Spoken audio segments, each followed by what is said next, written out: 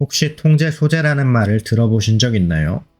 통제 소재라는 것은 자기 인생에서 일어나는 사건들의 통제권이 어디에 있는지에 대한 개인의 믿음을 말합니다. 다시 말해서 통제 소재를 외부에서 찾는 사람은 자신의 인생이 외부적 힘에 의해 좌지우지 된다는 믿음을 가지고 있는 것입니다. 반대로 내적 통제 소재를 가지고 있는 사람은 자신이 스스로 통제권을 가지고 있다고 생각하죠. 혹시 여러분이 아무런 동기부여도 되지 않고 스스로 아무것도 시도해 볼 수 없는 환경에 갇혀 있다고 생각이 든다면 외적 통제 소재를 갖고 있기 때문일지도 모릅니다. 당신을 둘러싼 상황과 사건들에 대해 당신이 스스로 통제할 능력을 박탈당했다고 느낀다면 그 누구라도 무기력증에 빠져버릴 겁니다. 자신이 햇살이 없는 도시에 살고 있어서 불행하다고 생각한다면 날씨를 마음대로 통제할 수 없는 자신의 처지를 비관만 하고 있을 게 아니라 이사를 가버리면 됩니다. 남들과 자신을 비교하며 열등감을 느낀다면 자기도 더 나은 삶을 살아버리면 됩니다. 인스타에서 좋은 차를 타고 날마다 자기 자랑하는 사람들을 보면서 부럽다면 본인도 지금 당장 일어나서 한 푼이라도 더 벌어서 그걸 사버리면 됩니다. 불만과 열등감은 인생에서 굉장히 중요한 요소이고 그것이 인간을 성장하게 만드는 원동력 중에 하나입니다. 하지만 그 열등감이 무력감으로 이어지면 절대 안 됩니다. 자신이 자기 스스로의 선택으로 자기 자신을 구해낼 수 있다는 것을 믿어야 합니다. 단순히 행복 회로를 돌려서 자신의 주어진 인생에 만족하고 안주하라는 얘기가 아닙니다. 자신이 꿈꾸고 원하는 삶을 위해서 지금의 생각과 행동을 얼마든지 바꿔낼 수 있다는 얘기입니다. 우리에겐 이미 그 자유가 주어져 있습니다. 우리에게 통제권이 없다는 인식이 허구라는 것을 깨닫고 스스로 자신의 인생을 통제할 수 있다는 확신만 가진다면 말이죠.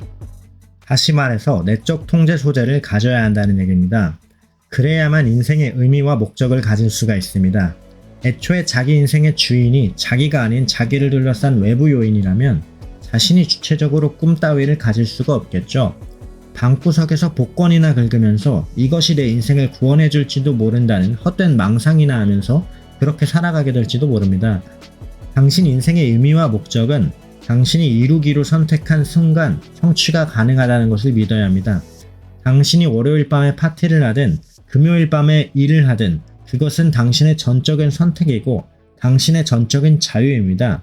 당신이 새로운 지식을 획득하기 위해 공부를 하는 것도 새로운 돌파구를 찾아내기 위한 도전을 하는 것도 모두 당신의 선택이고 모두 당신의 자유입니다.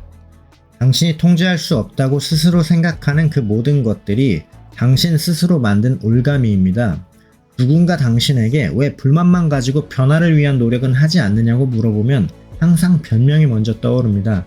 내 직업이 어떻고 내 직종이 어떻고 내 조직이 어떻고 등등의 얘기를 하면서 자신의 인생은 어쩔 수가 없다고 매번 그럴듯한 합리화만 해댑니다. 누군가는 이미 충분히 노력하고 있다며 발끈하기도 하죠. 하지만 당신이 당신의 인생에 대한 통제력을 가져야 하는 것은 누군가에게 잘 보이기 위해서가 아닙니다. 스스로의 인생을 비참함에서 구해내기 위함입니다. 자신이 자신의 인생에 주도권을 쥐고 있다는 감정을 느끼고 자신의 인생에 선택권이 있음을 깨닫고 스스로의 인생을 더 긍정적으로 평가하며 진정한 자유함과 행복감을 느끼기 위해서입니다. 우리의 삶을 통제하는 것은 국가나 정부도 아니고 중앙은행도 아닙니다. 바로 우리 자신입니다. 우리는 우리 삶의 방향을 선택할 수 있으며 이러한 선택을 통해 더 나은 미래를 만들 수도 있습니다. 기억합시다. 우리의 삶은 우리의 선택에 의해 결정된다는 것을. 우리는 우리 삶의 주인이며 우리의 미래를 주체적으로 만들어내는 것은 우리 자신밖에 없다는 것을 말입니다. 감사합니다. 원시였습니다.